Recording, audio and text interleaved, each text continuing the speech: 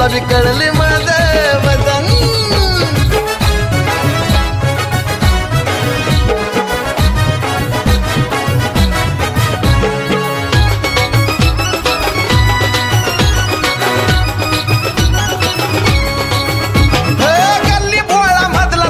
माझ्या समोर आला रे माझ्या नादी लागणारा पैदा नाही झाला रे